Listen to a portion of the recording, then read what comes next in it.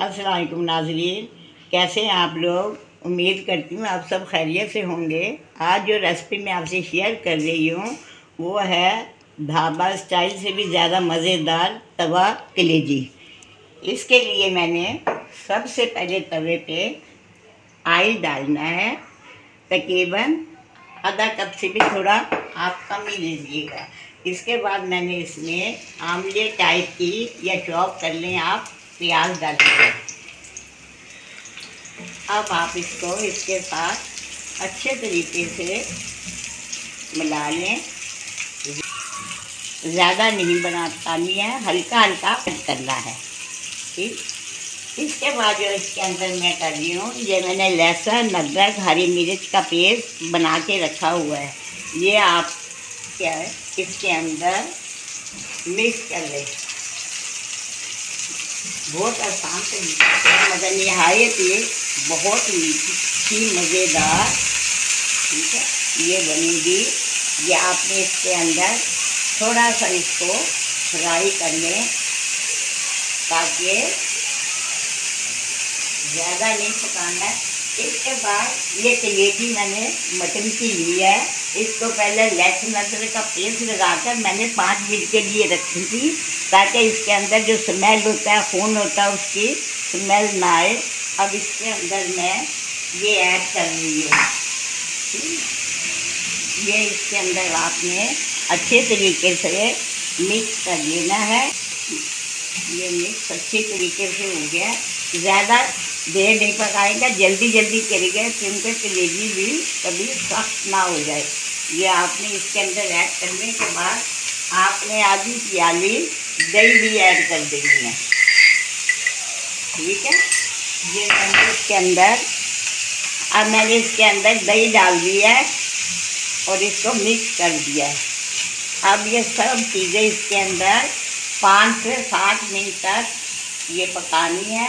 और इसके साथ ही मैं इसके ऊपर टमाटर रेड कलर के अच्छे से लेकर आप रख दें ताकि ये भी इसके साथ स्टीम हो जाए।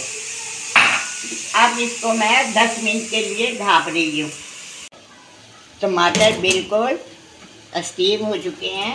ये मैंने इनको अलग निकाल कर बारीक बारीक पीस काटूंगी और इसके ऊपर का छिलका खुद ब खुद उतर जाएगा।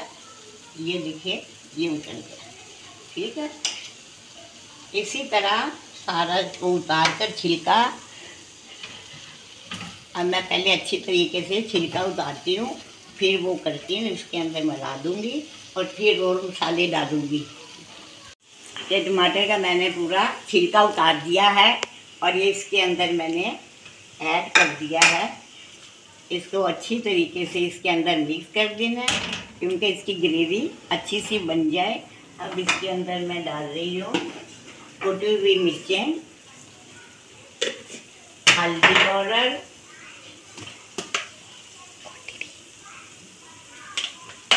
धनिया पाउडर, ये ज़ीरा पाउडर। इसके अंदर मैंने थोड़ी सी कुटी हुई मिर्च डाली है तो मैं थोड़ी कश्मीरी मिर्चें डाल रही हूँ ताकि कलर अच्छा सा आ जाए। अब मैंने इसको अच्छी तरह मिक्स कर लेना है ताकि ये टमाटर भी गल चुके हैं और मसाला अच्छी तरह से मिक्स हो जाए। और अब इसको मैं 5 से 6 मिनट के लिए ढाँप के रख देती हूँ ताकि टमाटर और अच्छे से इसके अंदर गल जाए। कलेजी को अच्छी तरह भून लिया है। अब आखिर में आपने इसमें नमक डालना है। अगर पहले नमक डाल देंगे तो कलेजी सख्त हो जाती है।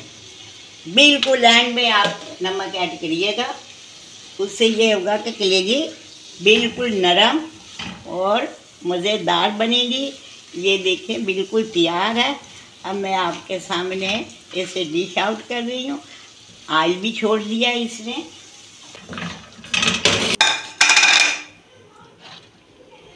लीजिए नाज़रीन, तवा कलेजी बिल्कुल तैयार है। बाद में आप इसके ऊपर हल्के से हरी मिर्च ऐड कर दिएगा। थोड़ा सा प्याज के साथ आपने इसको रख लेने का, ये भी अच्छा लगेगा। उम्मीद करती हूँ आपको मेरी रेसिपी पसंद आई होगी। अगली रेसिपी तक के लिए मुझे इजाज़त दीजिए। अपनी दुआओं में मुझे याद रखना। अल्लाह हाफ़िज़।